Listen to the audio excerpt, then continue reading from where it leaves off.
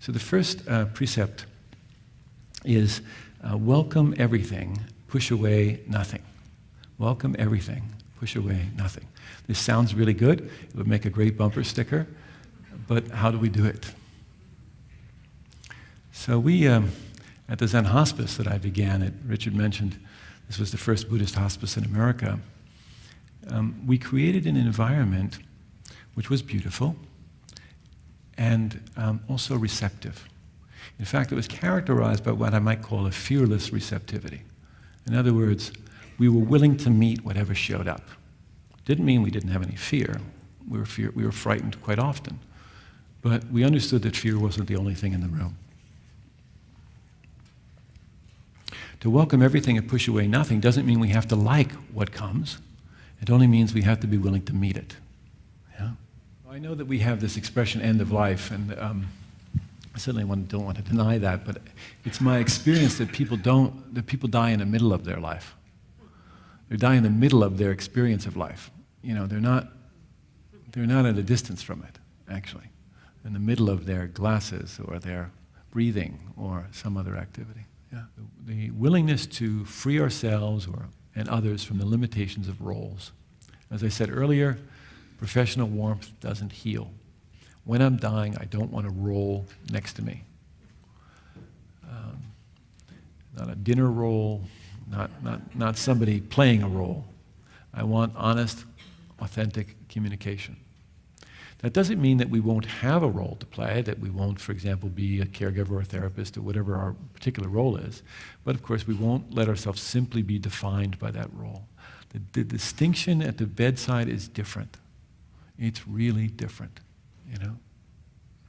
Marion Woodman and I were talking about this once, the famous, feminist Jungian, and she went to see one of her clients who was dying, and the woman began to speak with her about her dreams, which Marion was expert at working with.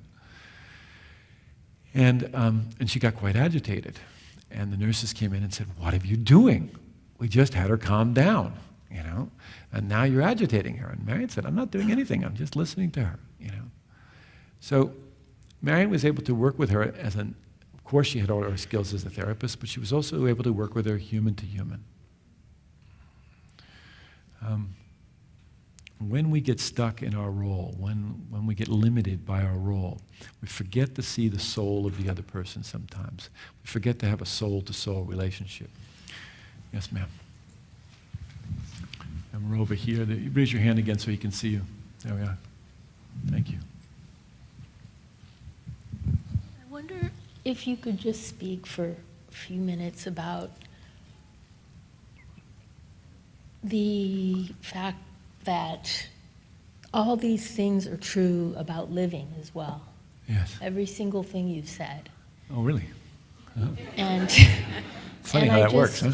Yeah, and I just, at this point, I'm just struck by yes.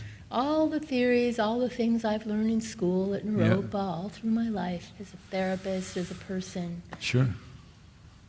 Really, it just comes down to what you're talking about just sitting down and listening. Yeah.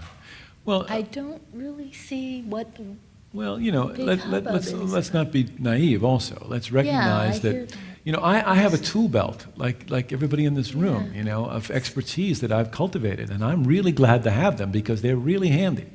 You're going to run into situations for which your training is going to be invaluable. Mm-hmm.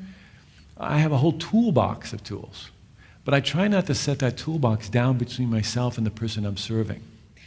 I want to just come back to what someone said a moment ago about these things of training for life. Particularly after my own heart attacks and coming close to death, I'm not so sure, and this may seem sacrilegious for a Buddhist, but I'm not so sure that how much we can do to actually prepare for our dying. I am sure that we can use our relationship with dying to show us how to live our life fully. And it seems to me that the best preparation for death is a life fully lived.